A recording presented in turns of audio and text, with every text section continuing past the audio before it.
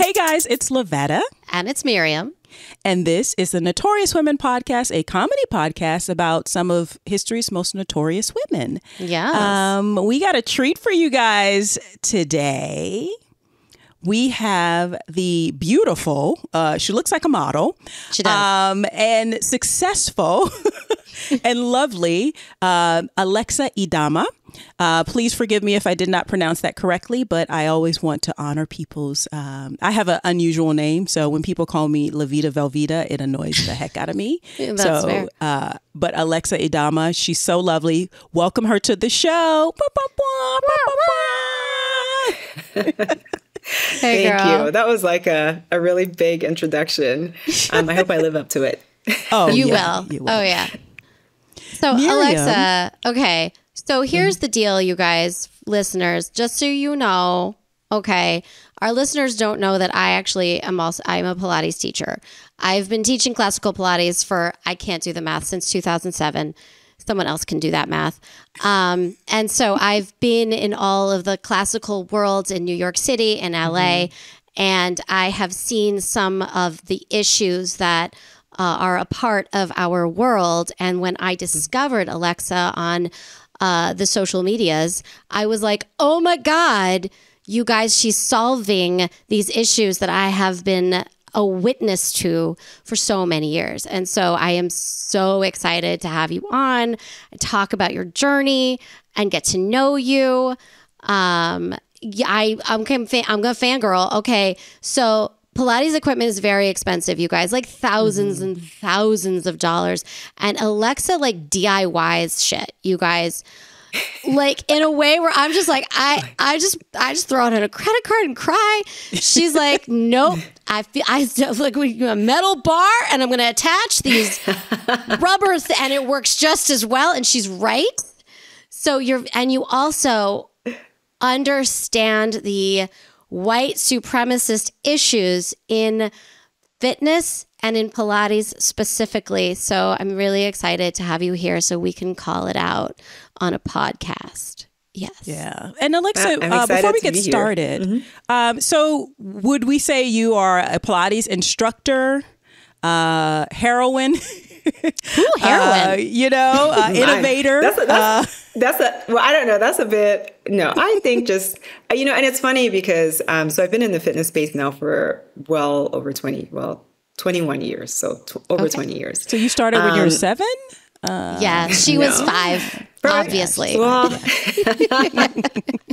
I wish. I would think I was like 22 or 21. Yeah, but it was 2003. So 2004 makes it 21 years. So look at you doing the math yourself. Good job. I know, right? I know. I have to always remember. I'm like, man, so long ago. How did 21 years go by? Because I'm like, yeah, 10 years. Actually, no. It's been way more than that. But no. So I've been in the fitness space for a really long time, and it's really interesting because when I hear the word Pilates instructor, I'm like, I don't identify as an instructor. I don't either. That might come a little bit from me being in the yoga space as well. I feel like instructors are people who get certified in a day, who do weekend certifications. And that's what I was before I came to Pilates and before I came to yoga.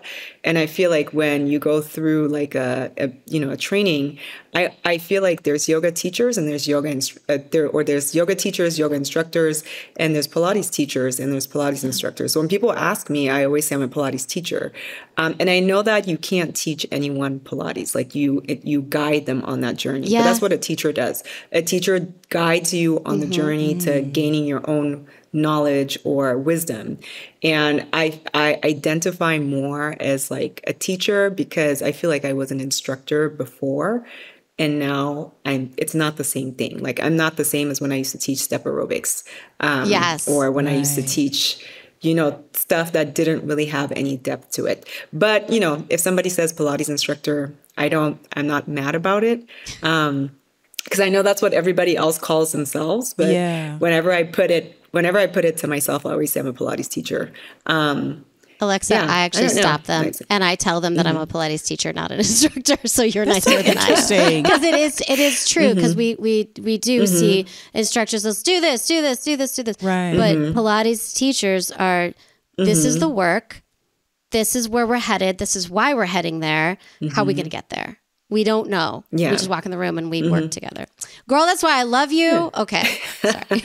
She's been, no, So seriously. yeah. No, I'm obsessed. She's been I'm like- fangirling like hugely. Like, she's like, Lavetta, you don't know. And I'm like, okay, I'm trying to get back on the treadmill after just get this COVID weight off. And you're talking about something very advanced, but I'm also a boy mom, so I feel like, you know, on the one side I have Pilates, but on the other side, I'm a whole, like, my whole life is a mess with these boys. So how old are they?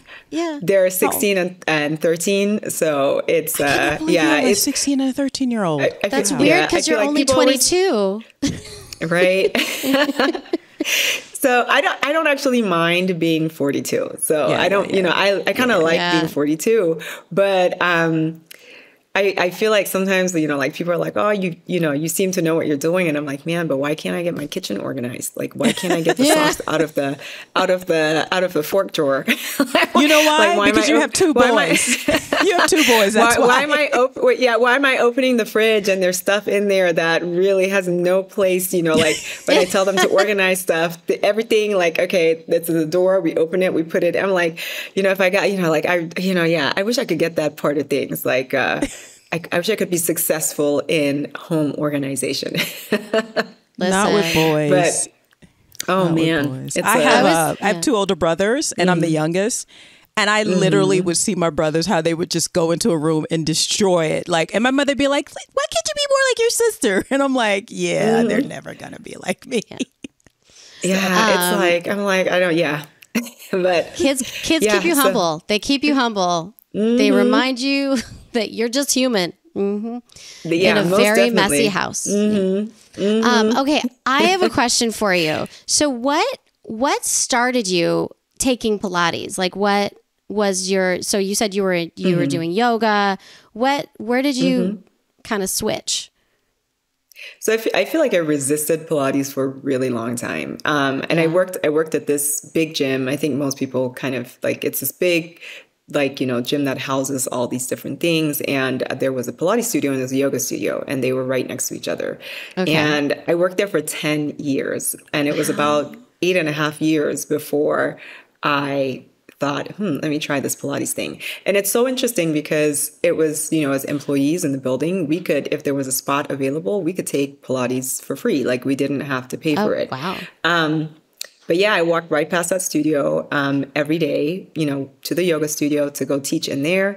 And I resisted Pilates for such a long time until I feel like Pilates almost like found me. Like, you know, I was on this, I had been doing all these really high intensity, high impact. So not necessarily, I don't want to use the word intensity, but high impact formats for so many years. Like, I started out teaching step aerobics, and then I went into teaching boot camps and insanity and, you know, like all kinds of all the craziest stuff. That was me, the teacher who was like, you know, doing all the high energy, everything. And then at some point, like in my early 30s, I remember just feeling broken. And I was like, I'm only 32 or 31 years old. I should not feel like this all the time. My kids are still so little, like, you know, how am I going to make it to their teens and to their, you know, like to their 20s if I'm already feeling like a 80-year-old lady? And then I started like looking for solutions. Like, what do I need to do? Like, you know, recovery, you know, recovery started being a really big thing around like, you know, 10, 12 years ago. And then I started doing more like, you know, foam rolling and like fascial treatment. And then I'd already been doing some yoga, but I guess I kind of like stepped up and I got certified as a yoga teacher. And then I really got into yoga, and, you know, it kind of made things a little better. Than the inflammation in my body went down a little bit. But at the same time, as much as I was opening spaces back up, they were not stable. So I was still having like joint pain and back pain. And then I had and I would walk past the Pilates studio and I'd be like, well, I'm already doing yoga. And because there's this messaging around Pilates and yoga being kind of similar, I was like, well, I can't afford anything else. Like, yoga's like, I'm already spending all my money on yoga. So I can't now afford to add Pilates to the mix.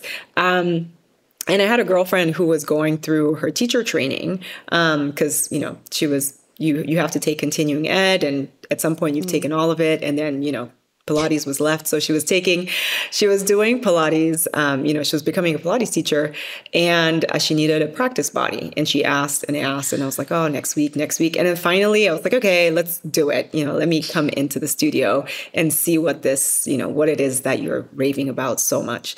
And I remember like walking out of that session thinking, I cannot feel the needles in my knees anymore. Something happened in that hour that we were together. And I was like, I didn't know this is what Pilates was. I thought it was just going to be like a more expensive version of yoga on machines that are more expensive than yoga mats, which are already, I was like, they're just trying to sell something in that room. Right. But I walked out of there thinking, I don't feel my knees anymore. And I have been literally in like pain for like months. And I just thought that pain was normal.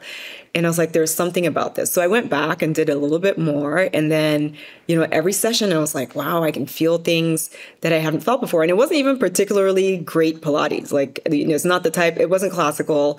It was classical-ish, but it wasn't like on classical equipment or anything. Oh, really? Okay. And yeah. And then I kind of like, I thought, okay, I need to find out more. And, working for the company I was working for at the time, they would, they were encouraging us to become Pilates teachers because they wanted people to, man the studio and service the Pilates studio. Right. So I was like, okay, you know what? I think I need to do this because if this helped my knees in one session, maybe it's going to help my back. Maybe it's going to help my shoulders. Maybe it's going to help my neck, all these things that I feel everywhere that, I've been doing yoga now for so long and I do it every day and I'm still in pain. And yeah, that's how it's so curious. I'm sorry to interrupt you, but just for our listeners, like I think what you just described is like probably a common sort of mindset for a lot of people who are unfamiliar with yoga and Pilates. But like, so are you saying that a lot of all those years you did the high impact, I love a step aerobics class because man, it burns calories like no other, but like, was it from all of that high impact, just like go, go, go, go, go? Is that what contributed to the pain you were having? Well, I was teaching classes. So there are days when I teach like 4 or 5 classes. So you teach 3 in the morning and then you teach. So other people do 1 workout a day. And I was doing 2 to 3 in the morning, 2 to 3 in the evening. And then I had little kids, so I wasn't really getting a lot of recovery. And I mean, I think we know so much more now nutritionally than I don't know if I just didn't have the awareness at the time, even though I was in fitness. I don't know if I just didn't have that knowledge. But I remember like 15 years ago, people were just drinking protein shakes and that was supposed to be a recovery. There wasn't like... Yeah. So it was just like, just drink this protein. And if you drink chocolate milk, it will give you that's what they were advertising. Like, like drink after every workout, drink chocolate milk, and I remember bananas. I was on this, eat a banana. Have a banana and a peanut butter. And then, like you would have so much inflammation in your body. And so I think teaching that amount of classes and then the stress, when you teach Pilates, it's a little different because usually you're in a studio and you stay in that studio or you can be between a lot of studios, but I'm not. Like right now, I'm just at one place. So a lot of times, teachers will be at one studio, maybe 2, and you can kind of, build clients at studios that you're at versus... That's the culture of Pilates is like that. Yeah. When you're a group fitness instructor and when you're a personal trainer, you might be personal training at this one gym, then you're teaching yoga at the yoga studio an hour away, and you're teaching step aerobics at this other place. So in the morning you're one place, then you drive somewhere else, and you drive somewhere else. And so all I was doing was like teaching these really high intensity classes and driving to the next place and driving to the next. And, wherever they were paying me, I was just driving all around town, and you sat in your car, you're hot, you've just been really sweaty, you run to your car. So I feel like the combination of not getting enough recovery, not doing, just not cooling down the right way, probably nutritionally, also not eating the right things.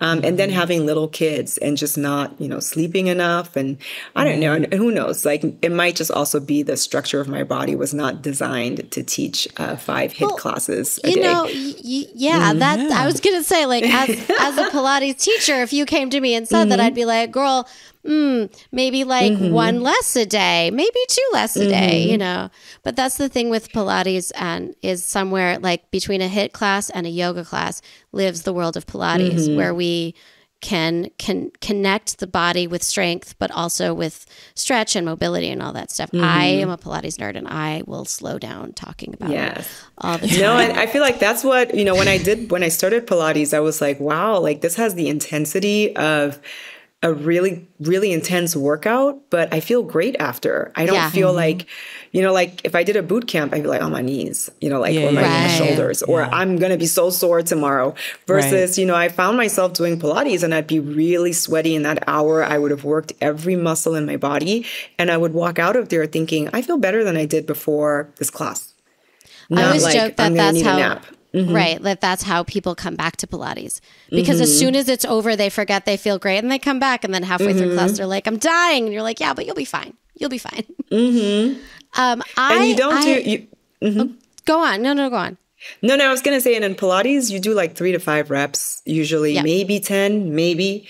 And it's over so quick versus working to failure 3 times, when you do like a boot camp, you're like, give it your all, get a minute recovery, give it everything. And then 30 seconds recovery and then burn out, so it's never about like failing. It's just about like feeling, you feel the intensity and then it's over. You feel the intensity and then it's over. Feel it, move on.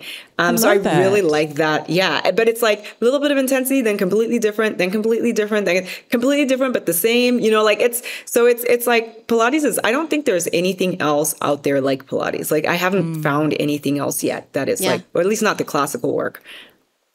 So I have a question for you, because I would like to get into this. Now, there is a definite lack of diversity in the Pilates community.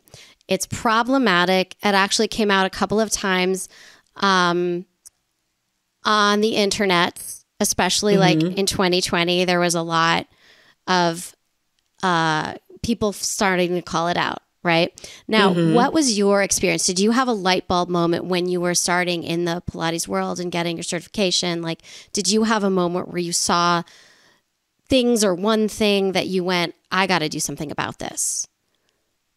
So I think coming from the yoga space, I feel I came to Pilates with a different mindset, because I had seen things in the yoga space that I was, when I came to Pilates, I was like, well, while Pilates is not yoga, Pilates has the same issues that yoga had. And I'd kind of seen how yoga had started to overcome those issues. And I was like, well, you can just do the same thing, but do it Pilates. And a big thing in the yoga world, there was a couple of yoga influencers who had started sharing yoga on YouTube.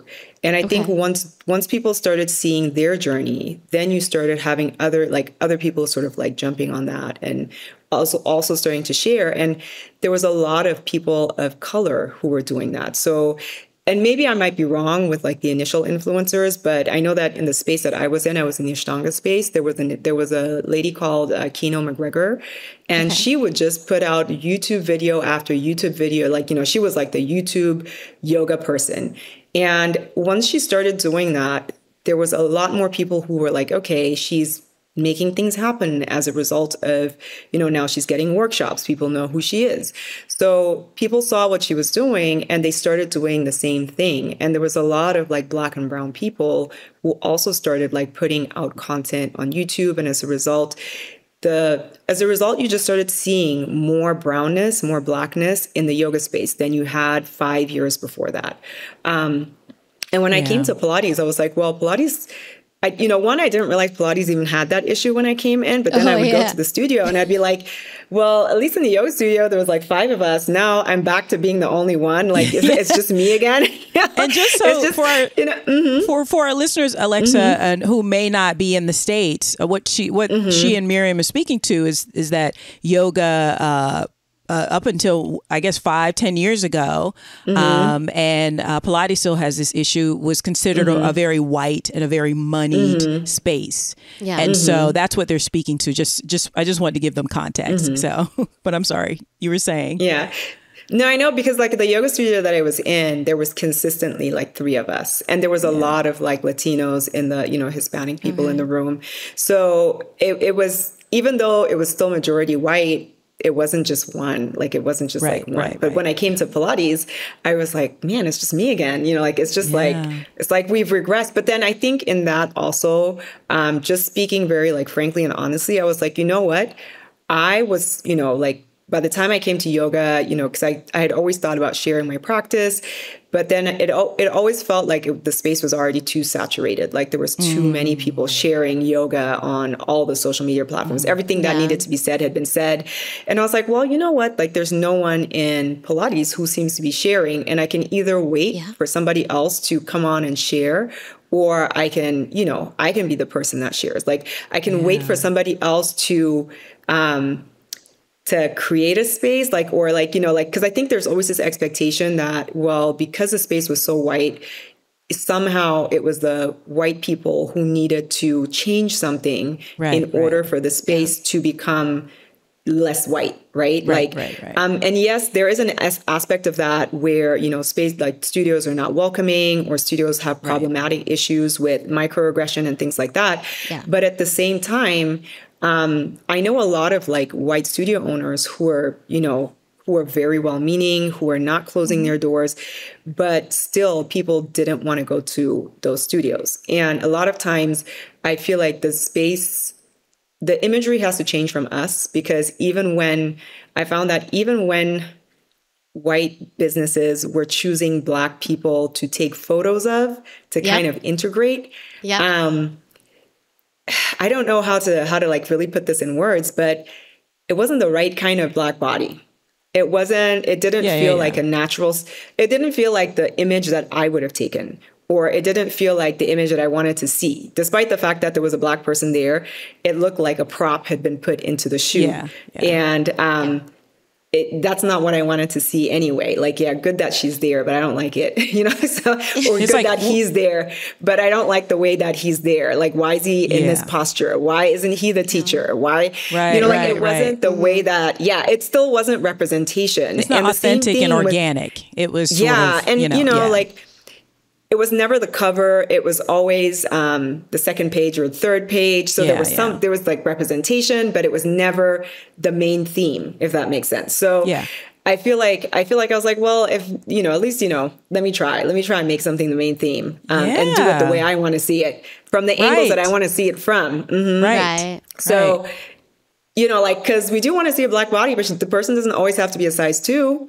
You know, and if it is a bigger body, if it's a bigger bodied person, it doesn't need to be somebody who is not, you know, like it doesn't need to be both ends of the spectrum, where it's either somebody who looks like a dancer or somebody who looks, who is, you know, like, and it's, you know, I don't want to say we don't want to see larger bodies, because we definitely want to see them as well, but we don't want it to just be like the two ends. Just pick something that is just, pick like a real fit body is what you're saying. Like, you don't want somebody who's a 0 or 2, or somebody who's a size 16, when that's the first representation of a non-white body that they see. So like what those are not the only two. Those are not the only two types of Black bodies or brown bodies that are out there.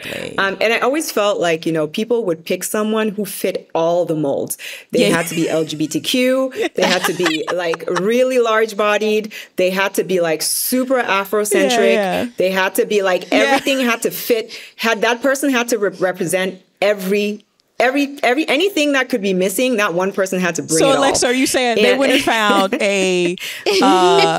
and there's nothing wrong with a size 16. Listen, I love cheese. I love but basically they picked a dark skin size 16 with a large afro that's kinky, large lips. Like, no, I get it. I totally get it. I have a girlfriend who's Haitian American, and she used to say, she's like, whenever they pick me, they pick me because she's very, she was plus size then, dark skin with locks. So she's like, they're like, yeah, we check off all the boxes, and you're like, no, guys, we want it just to be authentic and organic. Like, there's more than one kind of black person, but every idea they have of a black person, they want it in one person. So yeah, I know what you mean. Yeah, if you can be, but I find it's the same with larger bodied. Is it breaking up? Sorry. I find it's the same with larger body. No, we got people. You're good now. Okay. Oh, sorry. Is it back? Okay, great. Yeah. So if you have a larger bodied white person, it's also a white person who literally has to be, on the spectrum. They have to be LGBTQ. They have to be, if they can be trans, they need to be trans as well. It's all the things. Like, and we got one. We got one, and we've ticked the box of all the different, all the different, and I'm like, no, why can't we have 1 month we have that person, the next month we have a different version. It's called tokenism, is what it's called, and so we want authenticity. Now, that's what we want. I have a question for you, Alexa, because this is something that I've noticed in the Pilates world, fitness too, but I live in the Pilates world. Is that I find that a lot of teachers, not calling anyone out, but just as a general rule, are looking to get the bodies that walk into their studios to change into a white supremacist ideal, right? That they're, and this is something that I have been battling since 2007. People come in and they are assuming my job is to get their bodies to something it should never be. And I find that when we diversify bodies in a general rule, we can take that narrative and throw it on its head. Which is in my tiny space, which is very tiny, I try to do, but you have a really great large space. So I love that. Can you talk to that a little bit? And well, I think that culturally, and I don't know if I see, yes, there's definitely an aspect to white Western culture, which, worships a certain type of body. But I think a lot of that is sort of like a culture. The same as, if you go to Cameroon, people are going to assume that you want to be plump and, thick. So if you go somewhere, that's what they're assuming that you want. So I do agree that a lot of studios that you go into, there was definitely a lot of messaging around thinness or around I feel like people will always be confused by my lower back, because they'd be like, no, try and find more of a tuck, so that we can get it to be flat, And I'm like, well, it is flat, but the meat that sits on top of it is, is round. My booty. So I can't, it's my booty. Yeah. It's to tuck that under. It's I don't think it's going much further than this, or trying to figure out, certain exercises, not knowing what to do with the body in front of them. And I want to circle back, because I feel I do think I have been very lucky, in my Pilates, my short Pilates career, in the sense that almost as soon as I decided I wanted to get into Pilates, I found my teacher, who's Joel Crosby, and he's a man, so already he doesn't have a woman's body. And I don't think, I don't think his mission is to get anybody into any kind of, he's I don't want to say he's anti-dancer, but maybe that's the closest I can get to describing what his way of teaching is. So I don't think his style of teaching is ever about getting people to be a certain type of body, if that makes sense. So I think I've been very lucky from that. Yeah, from that perspective, in that I wasn't ever trained, I wasn't ever in a studio where thinness was worshipped or smallness was worshipped, because he just came from he just had a whole different perspective on Pilates, and he always don't do it like a dancer. He's yes. So that was kind of the training that I was don't do that dancer stuff. So it was a little bit different. But yes, from a studio culture perspective, I do see a lot, like, especially when I first started, like before 2020, you go in and people are like, we're getting ready for summer. We're getting those thighs down. We're getting, we're getting our booty a certain way and let's lose these pounds, burn those calories. Like that was the messaging. If you do this, you're going to be long and lean. So there was a lot of that messaging in Pilates. And I get it because that is very white culture. And that is very much the ideal of, the current beauty ideal that a lot of white women aspire to. But as, like for a lot of Black women, and I would say like non-white women aspiring to like, it's not natural for us.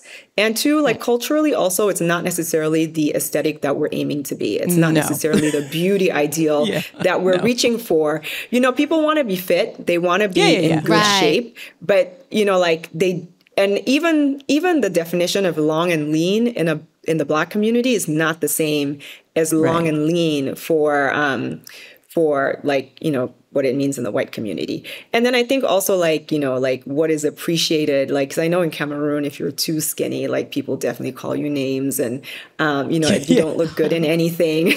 So it's, I think in Pilates, there needed to be spaces where, like it wasn't all about being long and lean. Or where you come in. I know like sometimes I work with teachers and they're like, oh, your butt's not big. And I'm like, well, why would you say that? Like, how it dare you? Is. But not even how dare you, but just like, let's just be real. Like, like, why would you?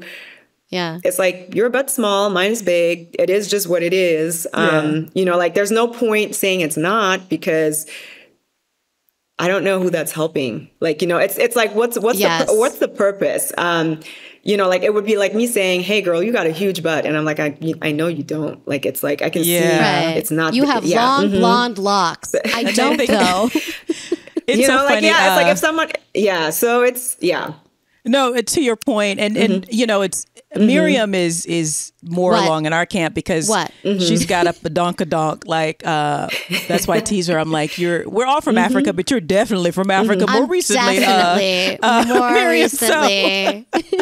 But no one's admitting it, but it's facts. But it's like when I was growing up, we're all as young girls, no matter where you live in the world, unfortunately, way too young, we get inundated with ideas of what ideal beauty is and in the modeling industry. And, for me, it's like Naomi Campbell is skinny, but Naomi Campbell has a booty. Like, you know what I mean? It's like, I would rather have Naomi's body than, let's say, Claudia Schiffer's body. I would rather have Naomi's body, let's say, or I'd rather have Cindy Crawford's body than, let's say, the normal skinny woman because she looks strong.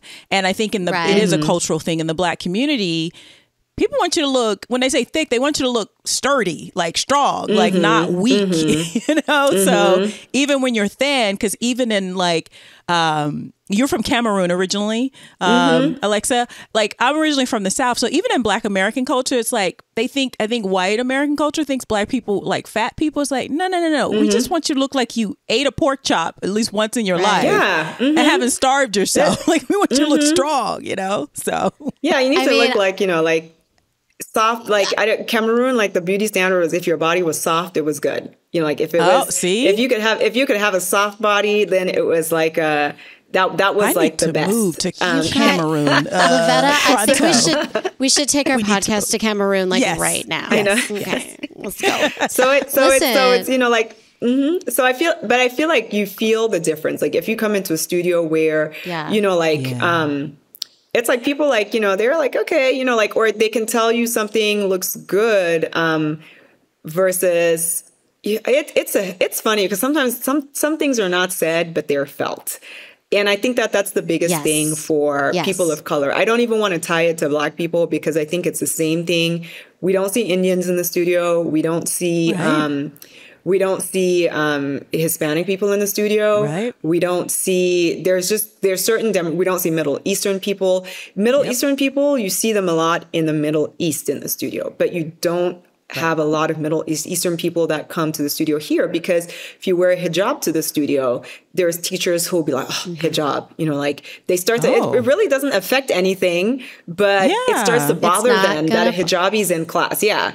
So I think, or they maybe, sometimes when you see something for the first time, you look at it a lot more, but it still makes a person feel conscious, but you're seeing it for the first, if I see someone with pink hair, I probably will be like checking it out a little bit more. So you have someone who comes in with a hijab and the teacher is not used to seeing that. So subconsciously, they're just staring more than they normally would at the person who is in a hijab. But the person who's in a hijab just came to work out. They don't want to be looked at 10 times more than the person who's not wearing one.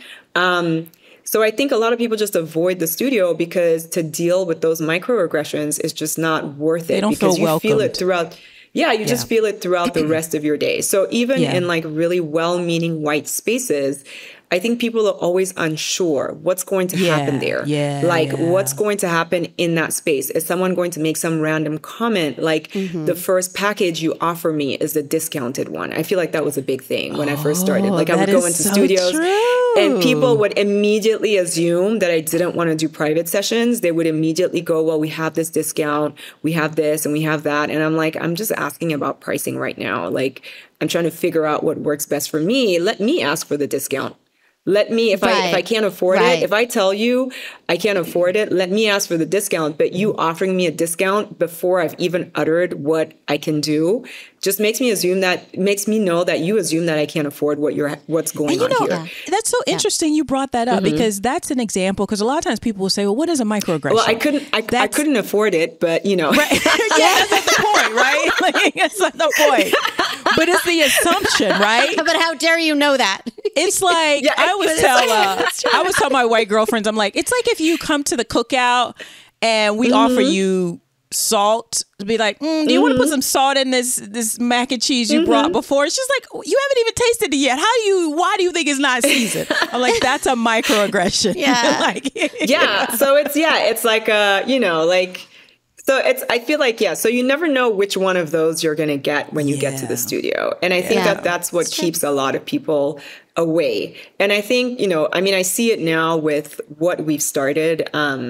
I don't know. I feel like I've kind of gone off topic because the original topic was, I actually want to, on top of this. So what you have done, and I think that's so important because I think a big issue is we don't train our teachers to handle a hijab. We don't train our teachers for a larger body. And I saw a lot of teachers panic when different bodies came in because they didn't know how to handle it. We are trained for basically one perfectly designed dancer body in order to do things. But what you've done is you've created your own manual and created your own teacher training program. And that is how we affect change. Can you talk about that? Because I was like, we need this and we need this everywhere. Yeah.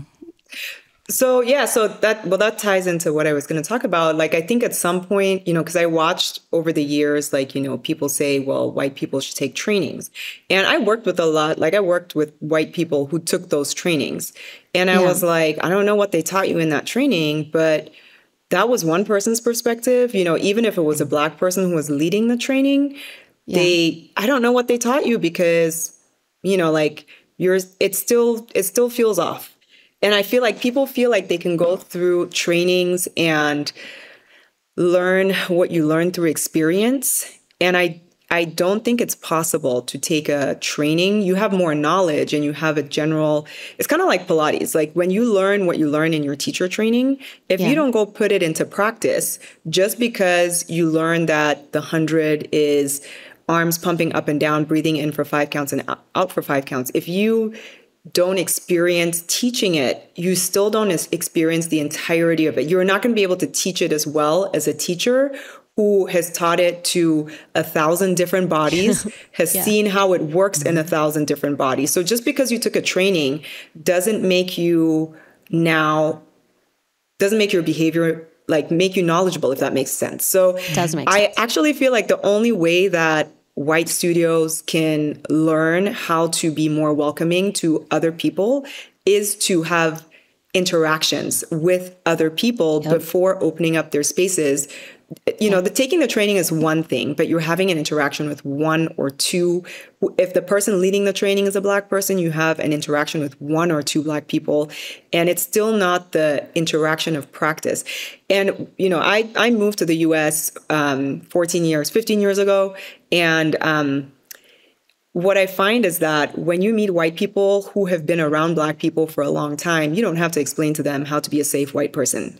Right. It's always, you know, like you don't have to, you know, like it's a completely different type of experience. You know, if somebody grows up in a Black neighborhood or went to a school where there was a lot of Black kids, some things are just normal. They don't even bat an eye.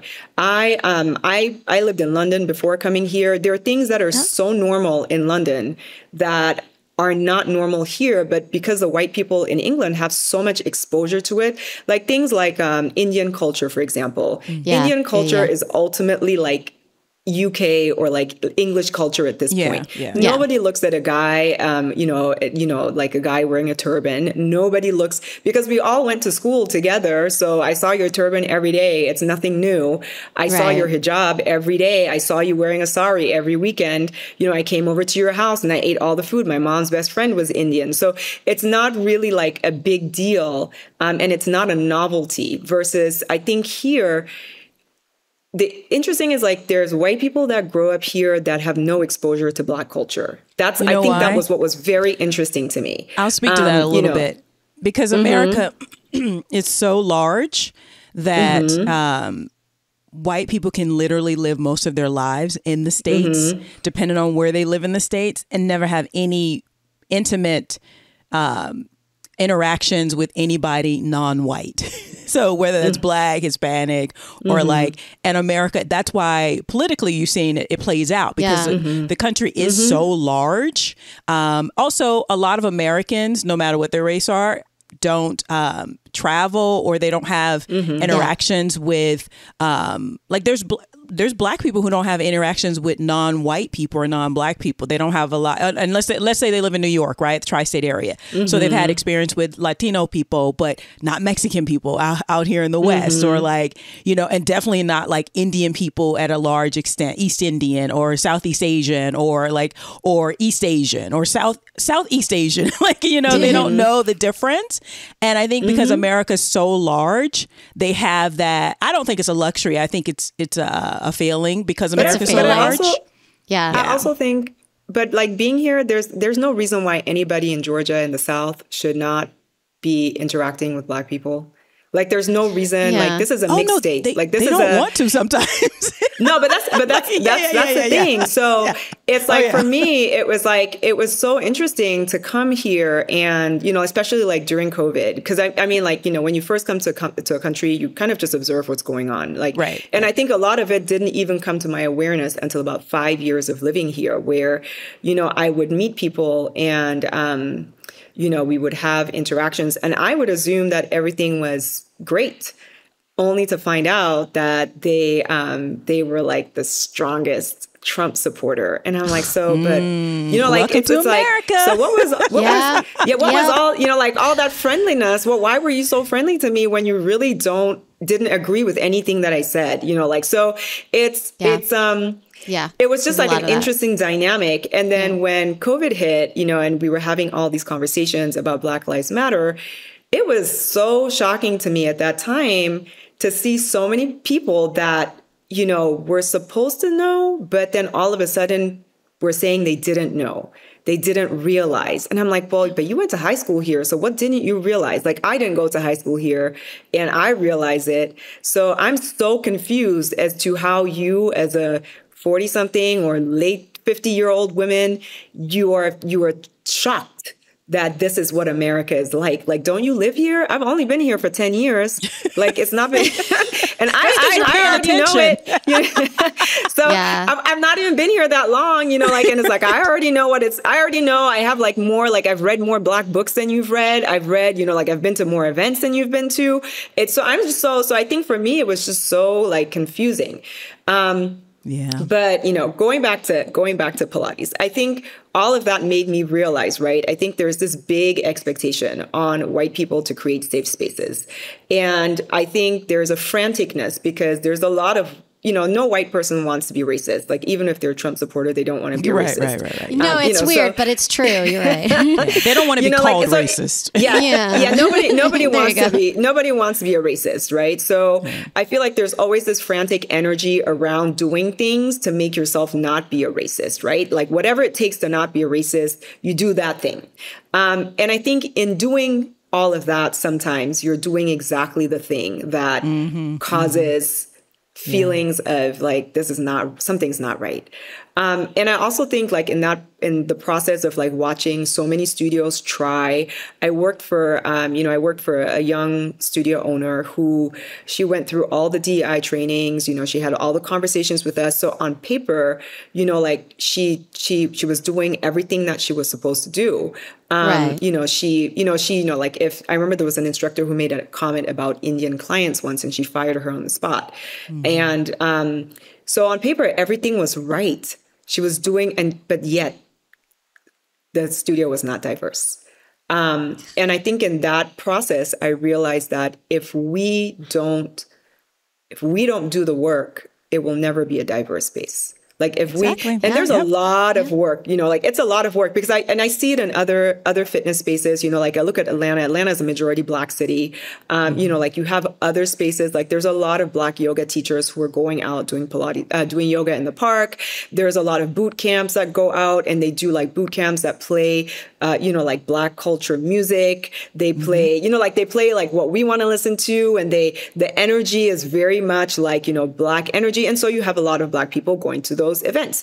If you have like a yoga teacher who is from Atlanta, you will find that her class is full of Black people because when she comes, the way she says hello, the way she starts the class, the things she says in the class, it makes people feel like they're home. It makes people feel like, oh yeah, she gets me. She understands.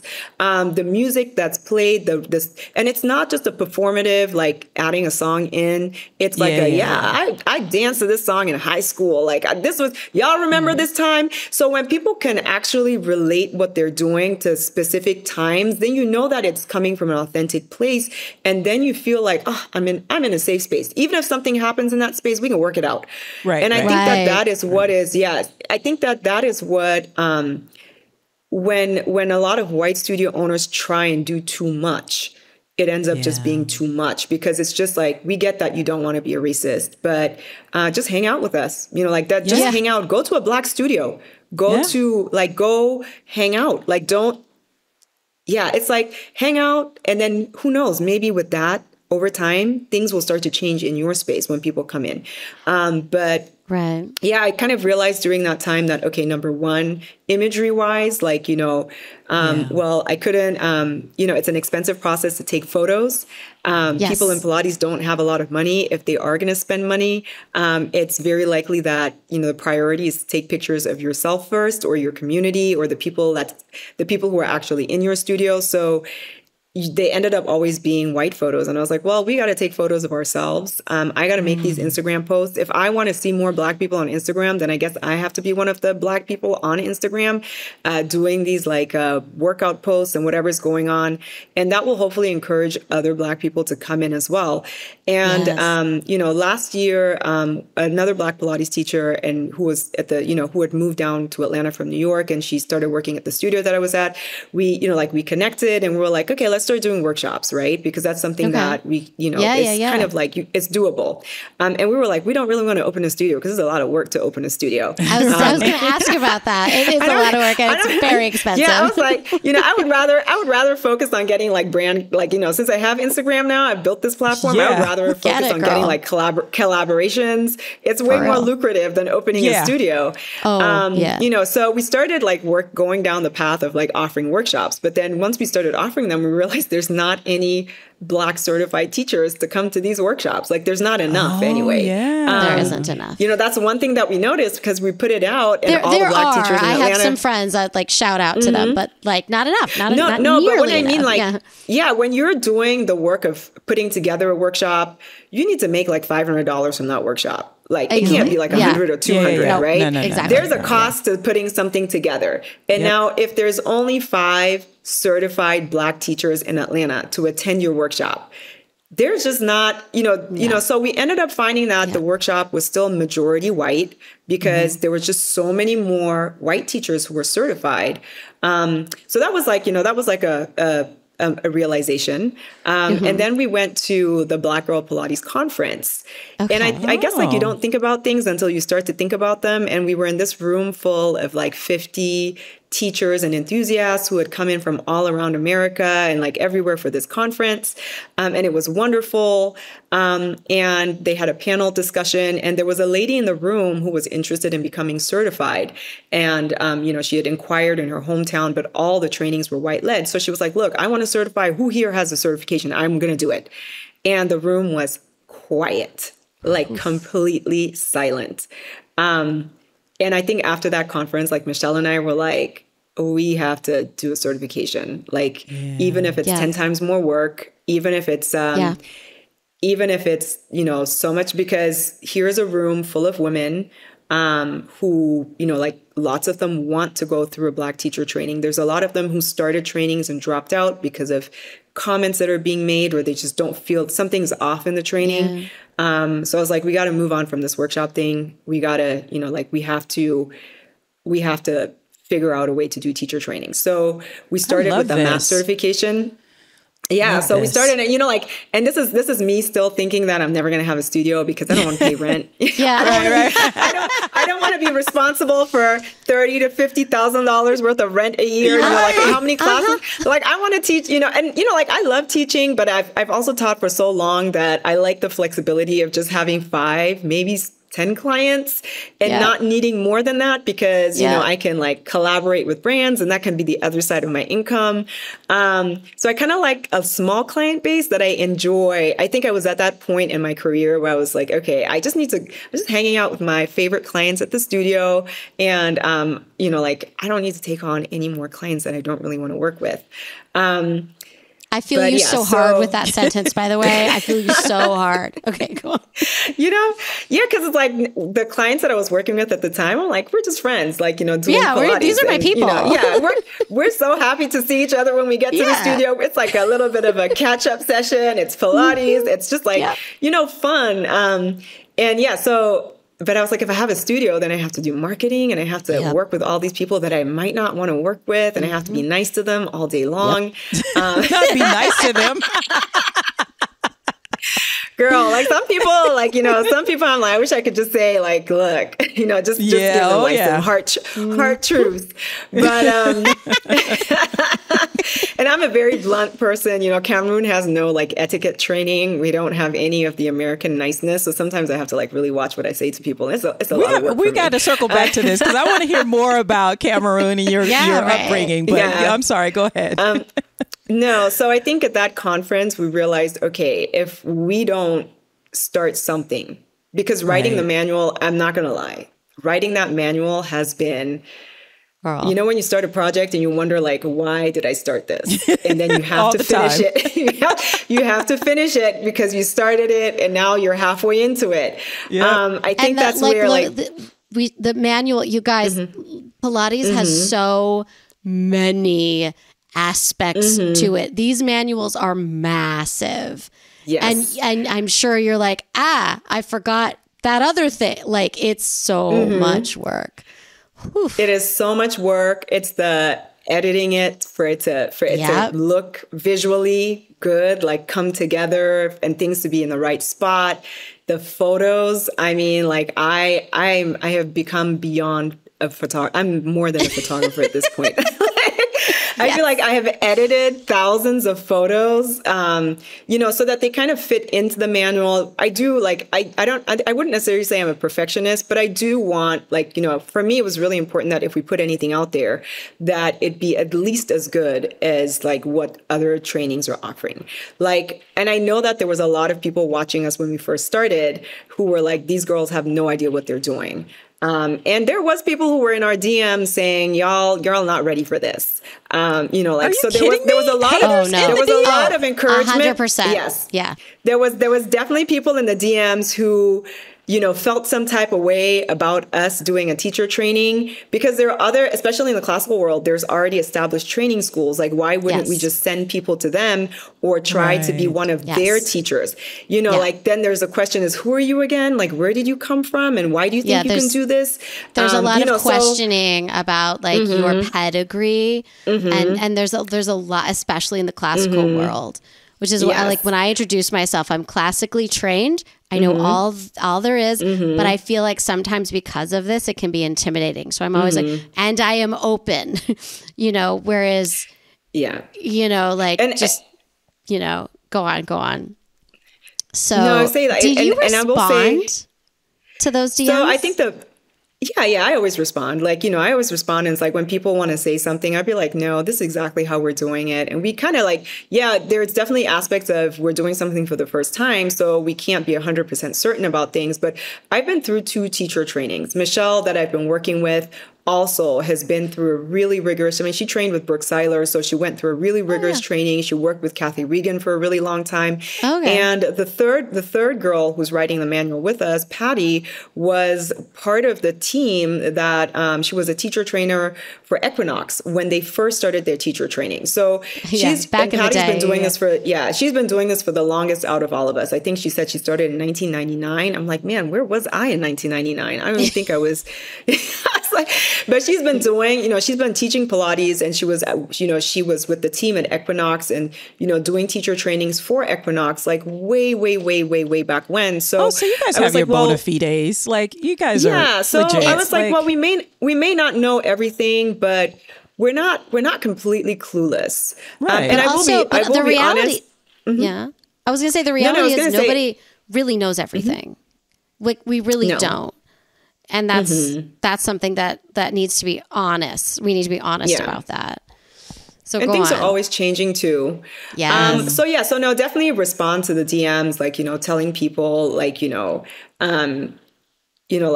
this, like, giving them just enough without wasting too much of my energy. And I think there was definitely a lot of Black people who it kind of rubbed them the wrong way that we came up with this training.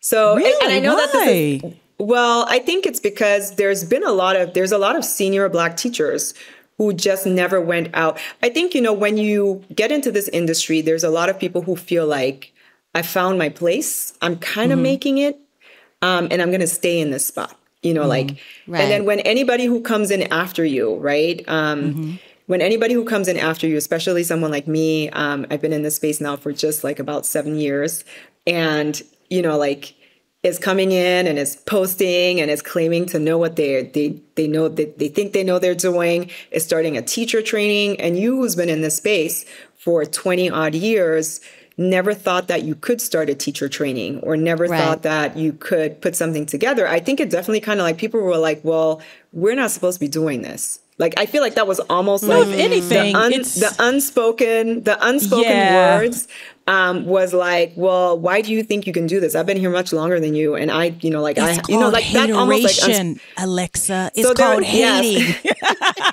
Which was, I think we expected some pushback from, like, the white community, but because our target market wasn't necessarily to get more, like, we weren't trying to take away the white trainees from the white teachers. We were just trying to open up space so that, Black and brown people could come and, be in a place where they wouldn't worry about having, like, microaggressions and, feel safe. We were just trying to create a space where people would feel safe. And it is necessary.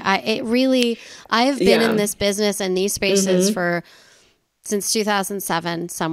Math, not my strong suit, but like, what impressed me with you is that while you haven't been doing this for forever, you look at your Instagram, you know your stuff. It's very, very clear. But second of all, like, you saw the problem and you went, I'm going to do something about this. And this is something that nobody really did. I mean, to different degrees, there were things that had happened. They had the trainings and all that stuff. But you went, we need to see pictures of different, and it's honestly, I'm a white person, but I don't look like those pictures. Right. And so for me personally, to see those diverse bodies meant a lot to me. Right. Because, I can be an example in a class, and I think I have been of just like, no, anyone can do this. You just have to learn. You don't have to get to a certain place before you can start. Everyone is welcome. Yeah, and I think you just did it and just put it out there and made it happen. And that's the thing people don't understand. Change is not just one person deciding to do it. It's like, it's a culmination of of a bunch of people deciding to do it. And I mean, I think sometimes with, it's like, me and Miriam come from the acting world, and the same thing happens with older actors. They'll be like, well, where did you come from? It's like, this is good because it opens up the field for even more work, even more, there's so many. And I will say, as someone who's not familiar with Pilates, who's intimidated by it, even though I've known Miriam for I don't know how long now. For a long time. I don't know why. When I saw your Instagram and I saw your socials, I was like, oh, and I actually saw like real fit bodies, like bodies that don't look like Paris Hilton, because I don't want Paris Hilton's body. No, not Paris Hilton, but like real bodies doing this. And I'm like, oh, maybe I can do Pilates. Wait, hold on. However Lavetta, little bitty thing I can do. Can we pull back for a second? Lavetta and I have been friends for like 10 years. And she is just now, like almost 2016, girl. Oh my Lord. Just now, you think you can do Pilates. I have been yelling at you. Listen, for like, okay, fine, 9 years. Okay. We're going to fight now. But like to your point, Miriam, though, I know. But to your point, when you see it, right? Yes. Like you can't, exactly. When you see it in practice, you're like, oh, and I don't mean like what you were saying, Alexa, at the top of this interview about how like the tokenism of it, right? Like, because we can all spot it at this point. You're like, oh, they just would have found this poor baby, like who's like 21, happy to have a job, like somebody take their picture, and it's like, that's not real. It doesn't look real to me. But when I see you, and also you saying, oh, this is DIY stuff you can do also at home because the equipment is so expensive. Don't do it though. No. I would never. Watch you do that. Professional. I will share the DIYs that are worth doing and the ones that have cost me more than it would have cost me to buy the original product, But like our equipment and the classical especially is very expensive. It really is. It is. You know what it is? It's that expensive. rowing machine. I will say, it's that machine. It's that machine because you're like, oh, it looks like you said, I have to have the space or I have to go to a place. And then like, it looks kind of intimidating. So to see someone who you can relate to, it's all about relatability, right? And I'm sure our listeners can relate to that. When you see something, you're like, oh, that person kind of looks like me, or looks like, oh, okay, maybe I'll try. And then that's how you get people to open up and be more just open to different things. I've always been more open to different things because I like learning about different things. But Pilates is the one thing that, and I've done yoga, all of that stuff. But Pilates, I'm like, I don't know if I can do that. Lavetta used to come to my house all the time. I just want to be clear. But I could have given you math stuff. Oh my God. Once you start to see more of you doing it, and then you see like and I think so that was definitely for me in the very beginning when when I started my Instagram page. I think my first thought was, I just don't want to be the only one in the studio. Like I would love to like, if I can just encourage somebody else to come into the studio so that I'm not always the only one in there. And there's something about walking into the studio and you see like another brown person and your eyes are like, you do start like looking over, could we be friends? It's the nod. And then you got to feel them out. Like, are you the right kind? Are we on the same page? But it's always exciting, to have somebody else in the room, who kind of looks like, like they're kind of going through the same experience as you. Maybe they're having the same kind of trouble as you because our proportions are more similar. So I think like for me, it was just like, oh, here I go again, like being every workshop I go to, I'm the only Black person. And then, so I was like, where are all the Black people? Why aren't they getting these Pilates benefits that I know that they could be getting? Right. And I think I started my page like just to go to the studio and have somebody else come in. And then, obviously at some point I was was like, okay, maybe I can get some clients through this. Maybe, you know, and then it just started to kind of like grow and like, you know, take off. And then eventually now it's turned into this teacher training. And we started with mat. So I was going to talk about how we got to the point where we even have a studio now. Yes. We started with the mat training in the spring. And before we opened the mat training up, because it's our first training, I was like, well, we're probably going to have a really small group, like 5 or 7. And we can just do it in my living room because I don't have furniture in my living room. I have like equipment there anyway. So we can like just do it in there and it's going to be fine, like the first round. And then I remember like we used this booking system, or we used this like sign up system it was open ended, where I couldn't like put a cap on how many people signed up, because I didn't want to pay for something really expensive, not knowing where this was going. Right. And so what happened was I woke up one morning and I was like, oh shit, there's like 17 people here. And I don't think this is going to fit in my living room. No. and I have one guest bathroom, and I can already see it like getting like someone go in there and like throw toilet paper all through it, and it's going to get stuck, and then it's going to overflow into the training, and it's going to be a disaster. You know? So I started having all these thoughts, and I was like, man, I got to find a place. And one of my so what happened was when I first opened up the sign up, the first person to sign up was a girlfriend of mine from like childhood. And, you know, just really randomly, she signed up. And I was talking to her and I was like, man, you know, like we're doing this training, and I'm still like, I'm waiting for the universe to give me a solution, because I don't know what we're going to do with like 17 people. And she was like, well, I just got a new physical therapy office, you know, like, why don't you come do it at the physical therapy office? We haven't opened yet, and we're still kind of setting up, and there's a lot of space. So, you know, I got there, you know, I was like, okay, this actually looks like it could be a studio. Like it had mirrors on one side, you know, it was a really big training room. So I was like, okay, this is great. And then as we started that training, everybody was like, well, now that we're doing the mat, when is the comprehensive?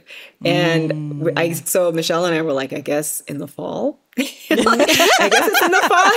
I'm going to answer that question. I guess we hadn't, it's in the fall. Okay. But then, you know, like, it's like, well, now we got to get the equipment ready for the fall training. And it's like big, bulky equipment. So I talked to my friend Clarice, who owns the physical therapy office. And I was like, well, if we can't just lug the equipment here every weekend and then take it away. So, you know, like, how can we do this? And she was going to set up a Pilates side. The reason she was taking the training was so that she could incorporate Pilates into her physical therapy. So that she could have so that she could have a Pilates side to her physical therapy. And she was like, well, why don't y'all just, so it kind of ended up being like, why don't y'all just leave the equipment? And then that way she can do Pilates in her physical therapy, and there's equipment in her space.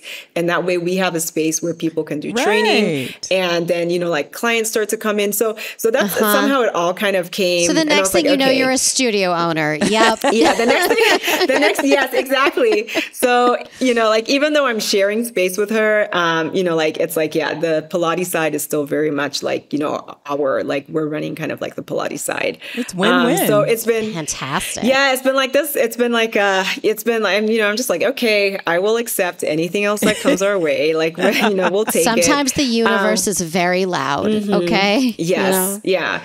But it's, you know, every single weekend that we've had training on, and even in between, and even when people come to the studio, I was like, this is needed. It's necessary. Yep. You know, like it is, you know, like it's, I don't know. It's because the training is sold out. It's full.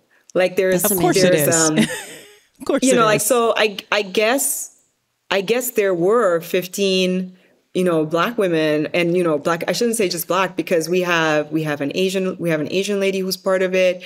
We have, Central and South Americans. We have a couple of Hispanic students.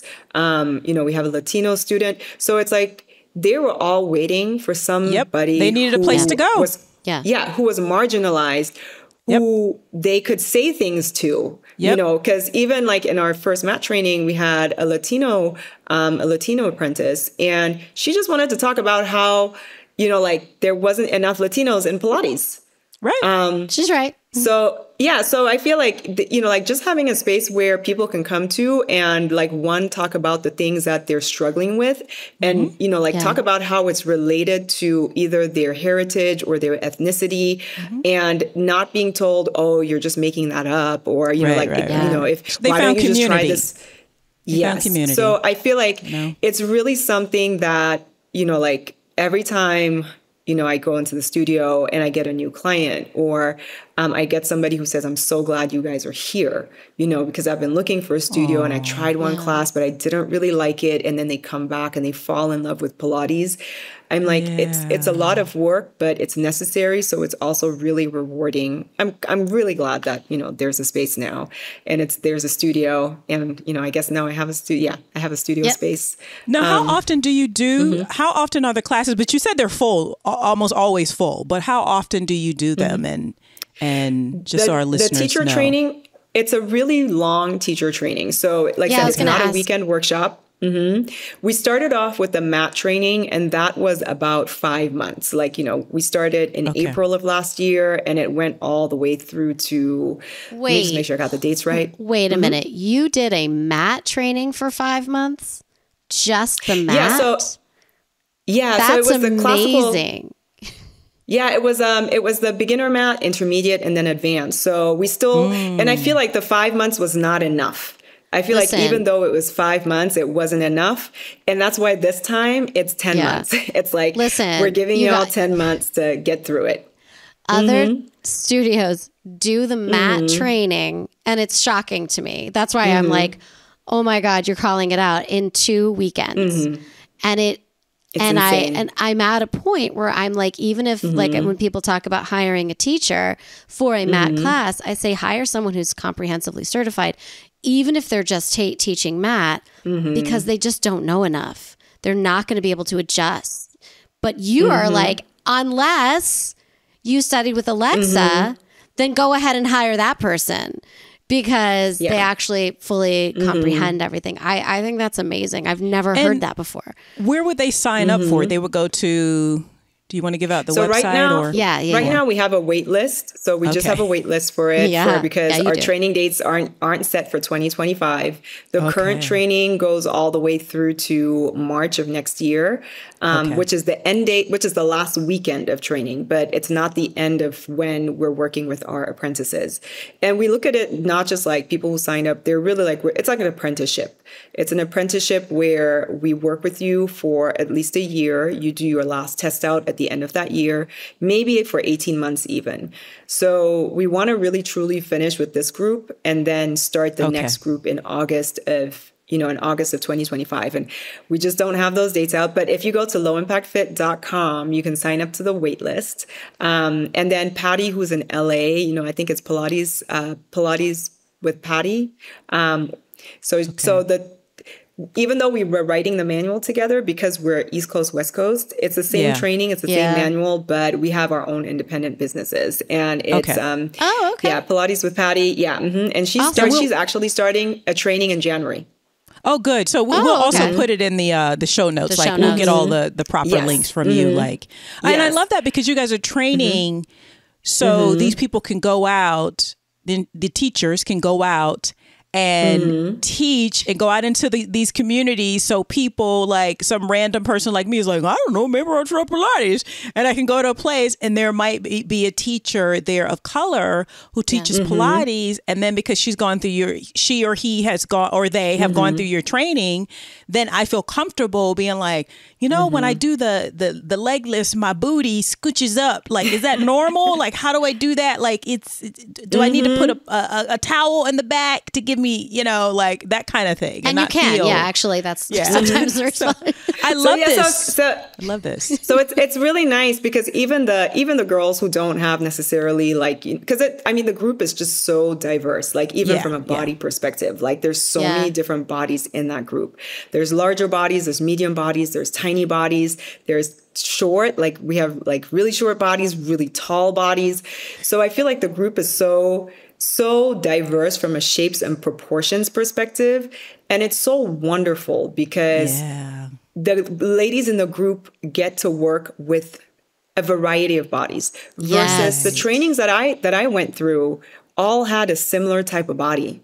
Like, you know, like it like even from a height perspective, everybody was within 5'4" to 5'11", you know, like it wasn't like a 4'3" to 6 foot, you know, like it was like the range was not that big, and we were all medium to small.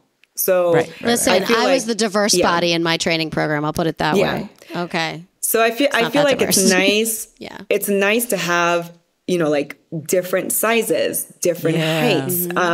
And then those ladies get to practice with each other. So if you work with a really small person, what are the things that you have to, you know, figure out? If you work with somebody who is really tall, what are the things that you need to be immediately aware of that will probably affect that tall body? If somebody has like a big booty, like what are the common things that tend to start coming up, so that you're not scrambling or not sure what, because that's what I see a lot in studios. You get a lady come in who has a lot of curves, and the curves are great, but what do you do with them? Like, how does that, you know, if somebody can't they get don't their need to back see to the panic look on the teacher's face. They don't need to see that. Yeah.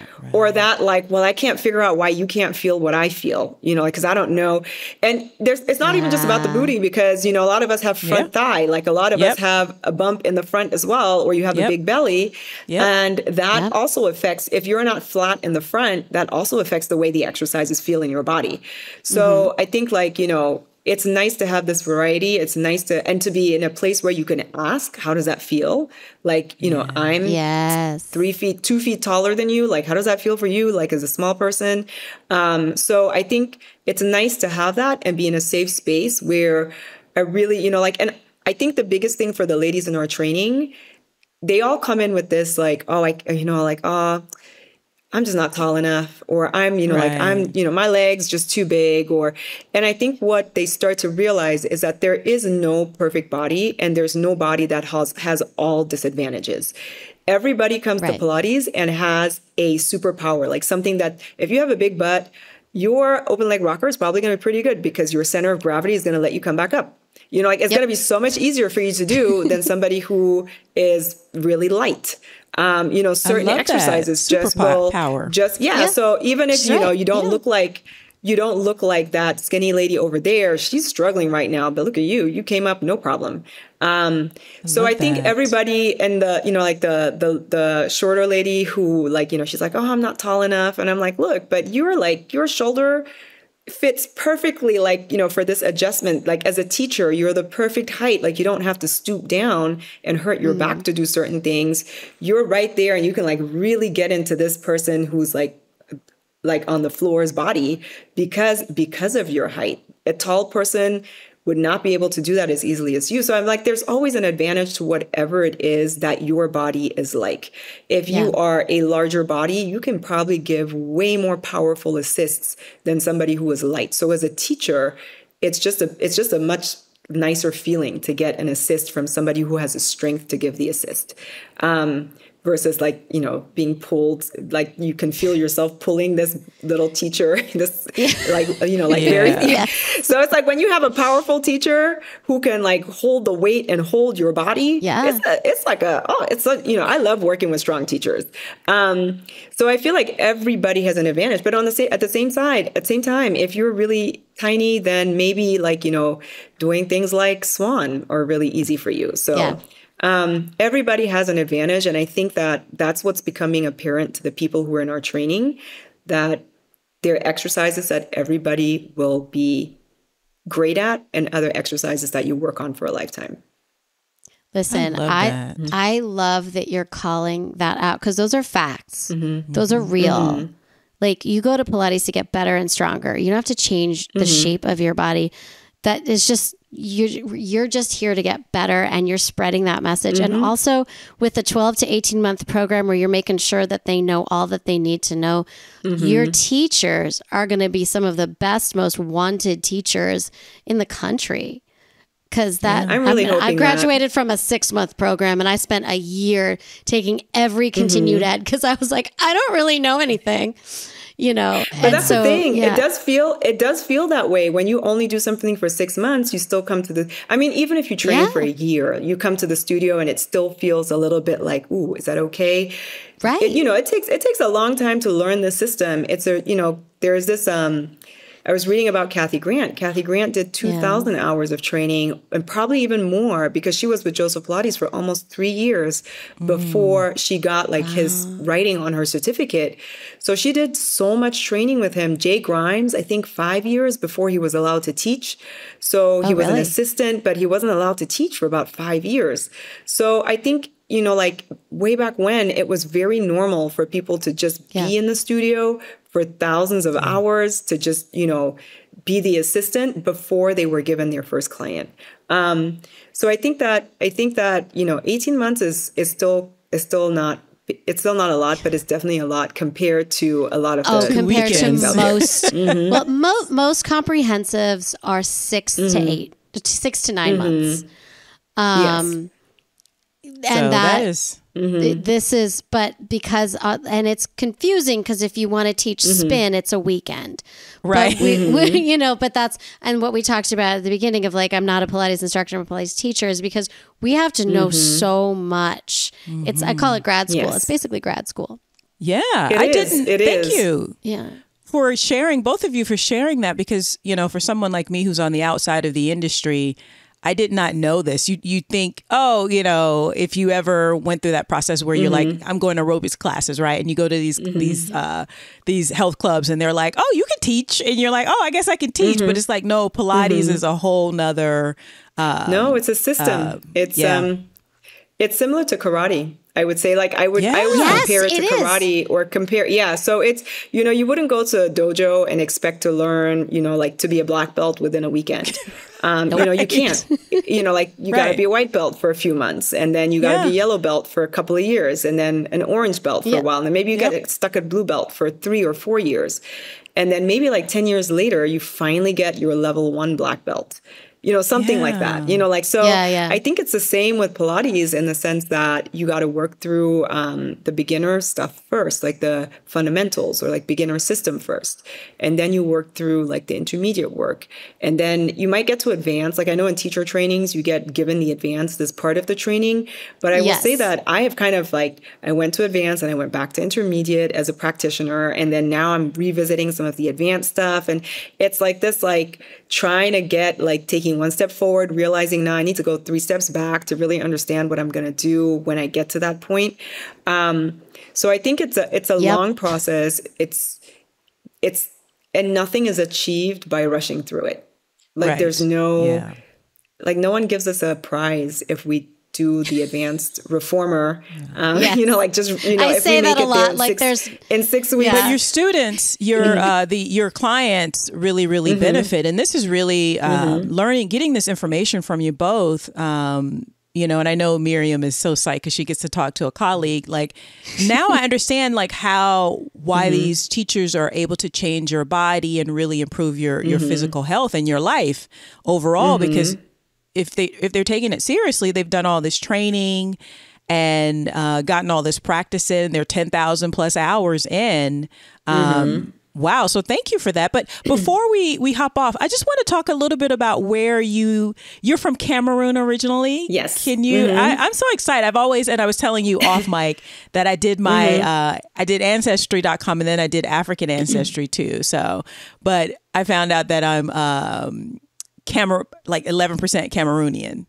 And I'm like, I have to go to every place that my heritage comes from, my bloodline comes from. So what was that like? I mean, obviously it was glorious to you. And but you mentioned you also went to London. Did you go there for university or just tell us a little bit about where, Alexa comes from? So I'll start at the very beginning. So my parents actually went to university or college in Virginia, and that's where they met. So my mom is originally from Germany, and then my dad is from Cameroon, and they both came to the U.S. to go to college. And then I guess like once my dad had finished, he was like, well, I'm going back to Cameroon. Do you want to come along? And my mom said, yes, I'm not going back to Germany. So yeah, so they moved to Cameroon. And yeah, so like, well, we all moved back, and I was under 2 years old. So I don't remember any of that part of life. But then, yeah, I spent like my youth, my, my formative years in Cameroon. And I grew up in the 80s and the 90s in Cameroon, like early 90s. And I loved it. It's I don't know if there's like a little bit of nostalgia attached to it, because when I go back now, I don't love it so much. But, growing up, like I had the best teenage life. Cameroon is very free to children. Like you can, like I would not send my 5-year-old to randomly just go outside and walk around and go to the store and, go for an hour. Like I wouldn't like say, hey, just go get this thing from the market or from the shopping. You wouldn't see 5-year-olds going to shop in it's the supermarket here by themselves. But it's very normal in Cameroon. Like you run errands for your mom, you go pick things up, and I would say like, while there are always like terrible people everywhere and like there's a risk of things happening, whenever I go back to Cameroon, I always see children just walking around, like they're just doing things, walking, like helping out, like carrying wood or, going to the market to pick up groceries for their mom. And I feel like that sense of just freedom, of not being worried about what would happen, it was, so normal in Cameroon. I remember even as a teenager, just being out, like just being like, I tell my dad, well, I'm going out this afternoon to visit this friend. And then we'd walk around for hours. And that's not something that I see a lot of people do here. But whenever I go back to Cameroon, people are just out. They're just walking and just outside. I don't know, maybe because it's hot inside, but but people are just outside. They're just living outside. And I think there's a certain chaos and rowdiness to Cameroon where people are allowed to be rowdy and they're not going to get shot for it. So they're just rowdy. There's so much noise in Cameroon. Like music is just, like that's why I say it. Sometimes when I go back now, I'm like, man, I'm not like, culturally I've adapted to something else, but it's very noisy. It's very noisy from the time that you land. Like there's no, I think in the US you have noise restrictions, like places where you can and can't play loud music. There's none of that in Cameroon. So everybody has a speaker outside and it's blasting.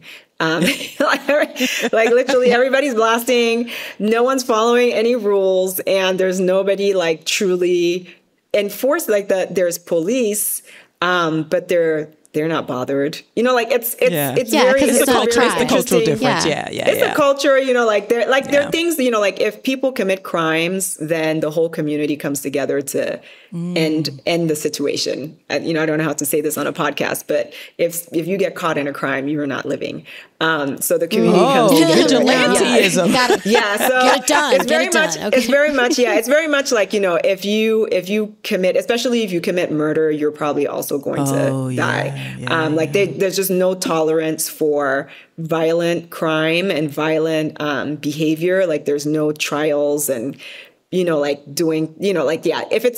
people catch you doing things, like if you steal in a market, because life is hard for everyone, why would you want to make it harder for someone else? So if you get caught stealing, that is like an automatic, like probably a death sentence if they can kill you.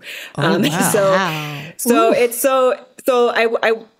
with that in mind, if you were just going about your day, there's just so much freedom for all generations. Like people just sit outside. There's people doing things. And when I talk about rowdiness, it's like, people making U-turns where they're not supposed to, or cars not driving the right way. We know what you mean. So it's not, so those type of things are not really like, no one bothers. And I think there's a certain sense of when you don't see Black people getting in trouble for just making a mistake or for not following every single rule. I don't know. It does something to you mentally, because I think here people are on such high alert, because if you walk around with a toy gun, you can get shot. You can get shot if you're 13. If your hand is in your pocket, you can get shot. If you If you walk away from someone, you can get shot. If you walk towards someone, you get shot. If you don't look like you're supposed to be somewhere, you get shot. So if you're I think sleeping in your own apartment, you can get shot. Yeah. Yeah. So I think that that's the biggest difference in Cameroon is that you can, I don't know, you can commit like, you know, things that you can drive too fast and you can make a U-turn where you're not supposed to. You can play loud music in front of your house. You can walk into someone's yard and you're not going to get shot for that. So nothing's probably going to happen to you. You know, someone might yell at you, but nothing's going to happen. You can yell at the police and nothing's going to happen to you. Wow. The police just yells back, despite the fact that they walk around with like AK-47s and they walk around with things, but they're not shooting people. Yeah. You know, like isn't that interesting? They're walking around with these guns, but they're shooting. They're less likely to shoot people. It's interesting. Yeah, they're not shooting anyone with the guns. You know, like they have them. It's definitely a sign of power. But, you know, like I know like when we used to get stopped by the police, my dad would be shouting and they would be shouting back and he would be shouting and why'd you stop me? It's it literally used to be like that. So and I think that when you can just be free as a Black person, I mean, my dad still lives there and he moved back, you know, we moved to England for a while and then, you know, my mom passed away. And as soon as she passed away, he moved back to Cameroon because he was like, it's just better for me there. For him. Yeah. Yeah, it's just better for me there. But yeah, it was like, you know, I feel like I had a really good childhood because of that freedom. And I definitely know that when we moved to England, there's so many more social rules. There's so many levels in terms of class. You don't have a lot of that in Cameroon either. Like you have people who are of different, you know, income levels, but there's not really too much of a difference between them because even if one person has made it, you know, is making a lot of money, the rest of the family isn't, and you're still part of that family. So everybody's still like, there's not like here you have generational wealth where you have families where, and we're talking about money. So in Cameroon, you have generations of well-to-do families, but they not necessarily generational wealth of Western money. So I'll say Western money because we had other types of wealth before colonization. And now everybody aspires to dollar wealth. Like, you know, you need to be able to convert whatever you have into euros or dollars. And that's not necessarily a generational thing yet in Cameroon. So ultimately if your dad owns all the fields in your village, what does that even mean? Who cares? It's like, so I think that, you know, the school system is a little different. We all go to boarding school. And when you go to boarding school, you all get given the same uniform. Everybody's head gets shaved. So there's no girl with the good hair. They shave the girls' heads? Yeah. Okay. Yeah, they have like a 1 centimeter, I think it's like a half a centimeter or something, but everybody has short hair. So everybody has short hair. Everybody has to wear brown sandals and they can't have a heel. So we have the same brown sandals. Wow. There's only so many places you can buy sandals. And everybody wears the same blue dress. So it's like if you can try not to be equal, but you're all going to have the same haircut and look roughly the same. So I think that there's just a sense of just we're all similar or the same in Cameroon that, you know, like, I don't know, like there is a freedom in that I feel like is not here. That the amount of mental stress that people go through because they're not sure if things are happening to them because of racism or because of, you know, like, and I think it's on both sides, right? Because I think that then there's the flip side of white people always being on guard, trying not to be a racist or trying to prove that they're not the ones who are the issue. You know, like, so it's like a constant thing. Trump has stopped that. That's the problem. No, people don't have any shame anymore. Well, no, but then they're still trying to claim that, you know, like the people who are coming out are trying to claim that whatever behavior they're having that's not the problematic thing. Yeah. And they invest so much energy into trying to explain how non-problematic their behavior is. Like everybody's trying to justify either they're not the problem or if I do have this behavior, it's not problematic and I'm going to spend my whole day proving to you that it's not problematic. And you're in the wrong for wanting me to change and to not behave this way. You know, so it's like there's so much effort that goes into either justifying things that really don't have a justification. I mean, the amount of court cases people have to block we're very litigious in the United States. Yeah, like so much energy is put into things that are just a non-factor in Cameroon. You know, people don't even have time for that.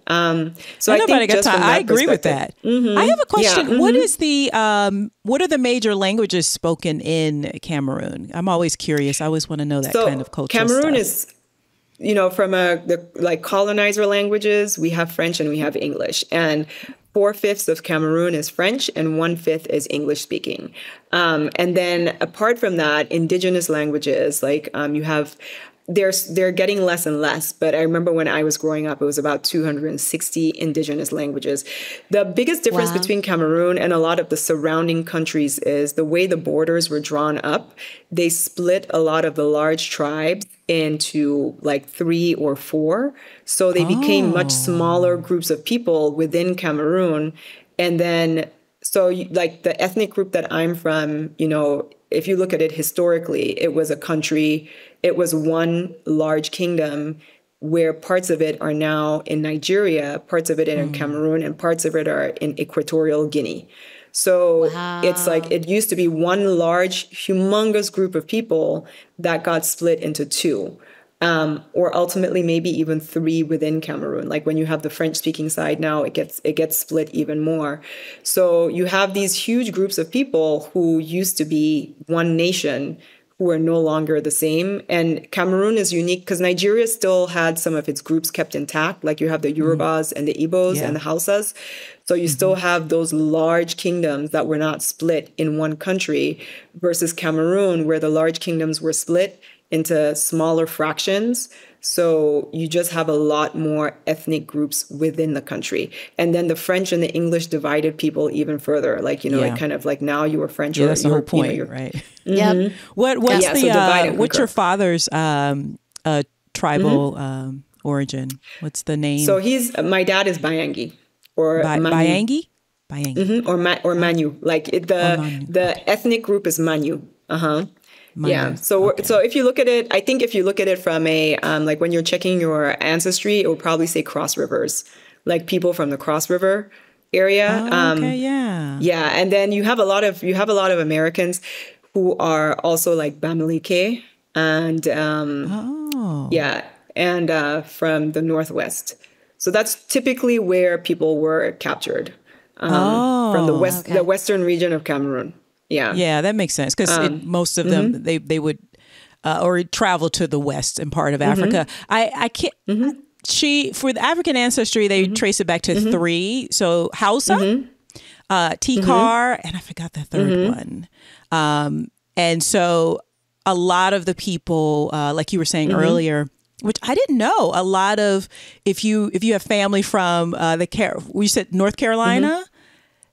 So when you go to South Carolina, especially when you go to areas around, when you go to, I think North Carolina too, like just the Carolinas in general, I think a lot of the ships that came in from, like from the little curve, like the little African curve. Yeah. So I think a lot of them came from there. And those people never, like the Geechee people, like when you look at their DNA, a lot of it is Cameroonian and the cross, like from the Cross River area of Nigeria. So you have a lot of people who never mixed. And actually, so in Cameroon, we speak a lot of Pidgin English. That's the third unofficial language. And it's the language that both Francophones and Anglophones speak. And growing up, I always thought Pidgin English was a West African thing. I thought it was a West African language that, had just evolved over time, with white colonizers and settlers coming through. Like it was like it's a version of English, but if you don't speak it, it doesn't sound very much like English. If you speak, it sounds a little different. We wouldn't understand it. It's like a form of patois. But when I went to Charleston, you have the Geechee people, and they speak the same language, like the Geechee. I can't remember what they call it, but I remember like they have books and Bibles. Yeah, and when you read it, it's exactly the same. So I mean, I might not be accurate with this, but, you know, from what I've read so far, what happened was you had a whole bunch of people during the Civil War who migrated to Canada. And then those people were, you know, like I think it was really hard in Canada and they got sent back they created Freetown in Sierra Leone. There's Freetowns in Nigeria, and there is a Creole settlement. So the Creoles are the people who came back from captivity. So they were not like the other Africans in facial features. Like a lot of them are light skinned or mixed. They have, you know, like they have wavy hair. So they're Black, but they don't have the same facial features as the other. Because you can tell, like if you go to Cameroon, you can tell where people are from regionally because of their facial features.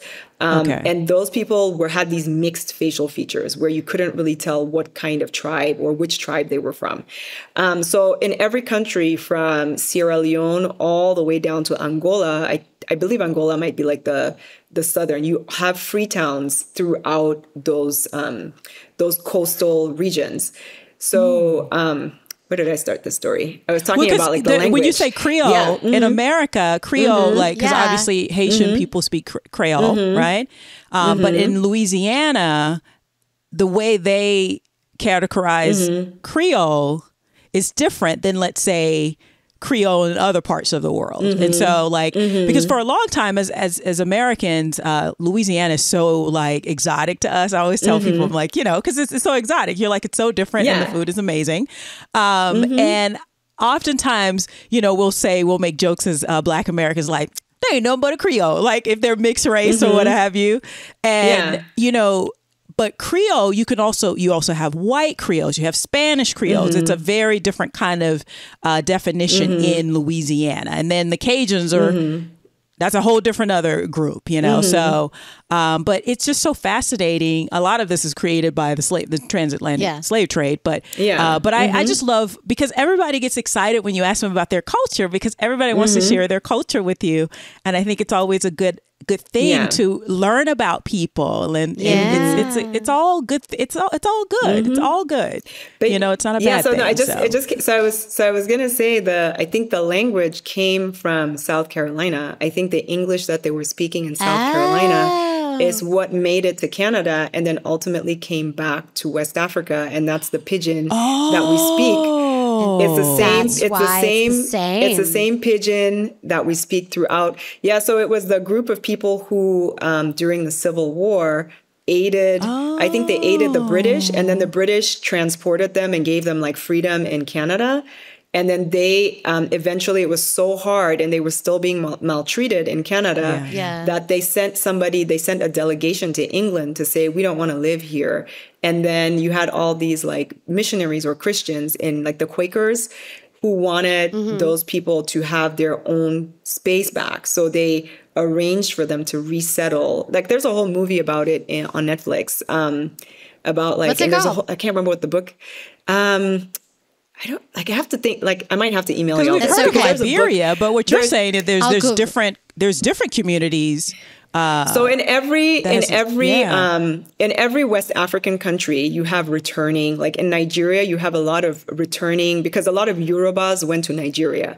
So you have a lot of returning Yorubas from South America, from Brazil, that came back to Nigeria, and then you'll have names like Fernando, or like you have Santiago as surnames, because those are captured people, like, freed people who returned to West, who didn't want to stay in Brazil, who returned to West Africa. So I think, so the language, I think, when I went to South Carolina and I saw this like books, and like I saw a Bible that was written in exactly the same pidgin. I mean, the pronunciation is a little bit different. On the Gullah Islands. It's Gullah. It's Gullah. It's Gullah, like Geechee Gullah. Like, And sometimes we use Geechee interchangeably for people and language. In the South. So that's what we speak in West Africa. This has been so educating.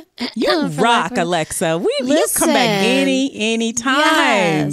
Yes. No, thanks for having me. I know we've been on here for forever.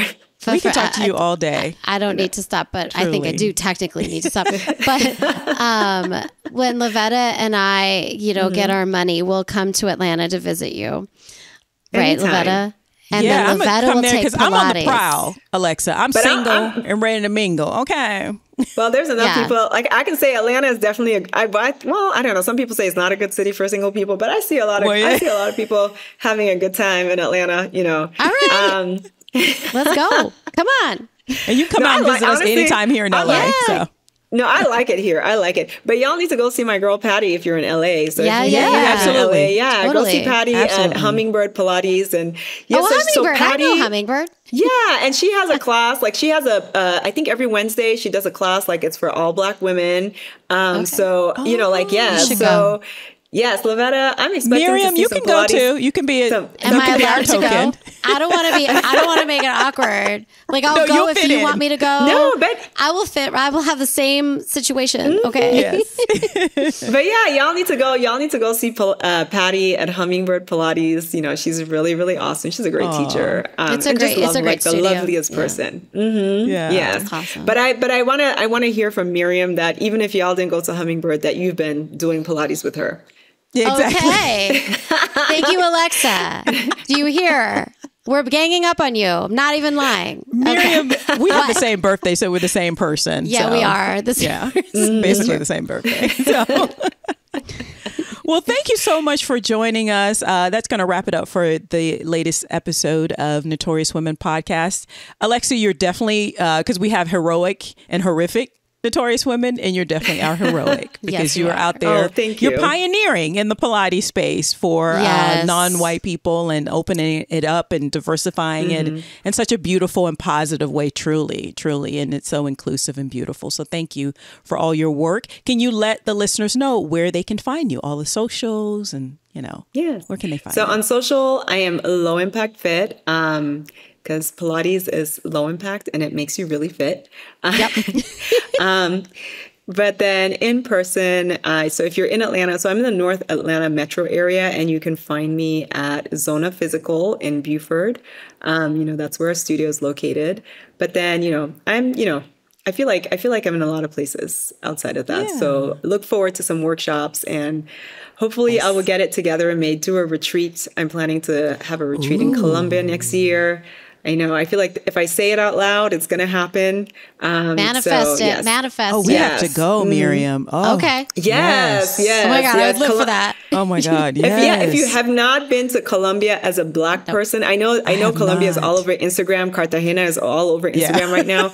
But I have to say, like, even as somebody coming from Cameroon, I think that for African Americans, it's a must to go to Colombia, because it's one of the only places that I've been to as a Black person where almost everybody, even if I'm like looking for it, like everybody identifies as Afro Latino. Oh, really? I didn't know that about Colombia. It's so interesting. Everybody in Cartagena, I don't know about the whole country, but everybody in Cartagena identifies as Afro Latino. Because I went, I was like, really? Like, they're like, yeah, our ancestors built this. And I was like, okay then. Great. Well, so what happened was the Spanish got kicked out and everybody who stayed back was Black. Or indigenous. So everybody's automatically, if you're there, if your ancestors didn't leave when the Spanish got kicked out, you're not white. So it's beautiful, and it's an Afro city. So I think, speaking about Cameroon, because people always say they want to go to Cameroon, and I'm like, look, Cameroon is chaotic. I love it. It's my country. But at the same time, I don't want to go back there because it is not friendly to people who are not residents in Cameroon. It's just it's not an easy place to navigate. It doesn't have anything that encourages tourism. So the hotels are not really that great. There's no transport that makes sense to people who are coming from outside of Cameroon. To Cameroonians, yes. But to non-Cameroonians, it is it's overwhelming, too much of stuff that is not made for them. Gotcha. And it's not presented in a welcoming way. The people are very welcoming. Like, I'm not saying the people are unfriendly, but I know there's what you really mean, like zero effort Yeah. made to make the space welcoming space. Versus Lavetta and I will go to Colombia with you. That's Don't the pull plan. our arm. You don't have to pull our arms. Let's do this, Lavetta. But Cartagena, I feel like Cartagena, I'm like, yeah, this is like, there's history here. Yeah. Someone took the time to record that history. They love Blackness, you know, like it's beautiful. And there's so much Afro art. Like, it's going to a city where you look around and there's like, there's murals on all of the walls, and all of it is Afro art. It's just That's so interesting. That's Yeah. And there's no better way to get Lavetta to finally And I mean, try Griselda Pilates. Blanco, we covered her, who is, we did. but I think after that, that time, that the country has been like, no, there's a lot of beauty here too, you know, Yeah. because unfortunately Griselda had to grow up in a civil war when she was very young. So, which, you know, but yeah, you don't have to pull our arms to take us to Colombia. We are there. Okay. Yes. All right. So Thank you I'm so manifesting much. a retreat. But Yes. thank you. Yes. Thank you Thank for you so coming. much, Thanks guys. for having me on. No, it was our pleasure. And guys, it is also our pleasure that you continue to listen. Please remember to give us a 5-star review in the Apple Store. That helps people find us. And also just share this beautiful episode with Alexa. Just copy the link and send it to your friend. Copy the link and send it to them. And Miriam, how else can they help the show and find us? Y'all, we have Instagram. It's Notorious Women Podcast. It's pretty simple. YouTube, you can listen to episodes at YouTube. You can also talk to us at YouTube if you want to comment. You can also DM us on our Instagram. If you have a longer thing to say, you can email us at notoriouswmpod@gmail.com. And that is that. Yeah, guys, we will see you next week. Thank you again, Alexa. Thank you so much. Thank you. Thank you.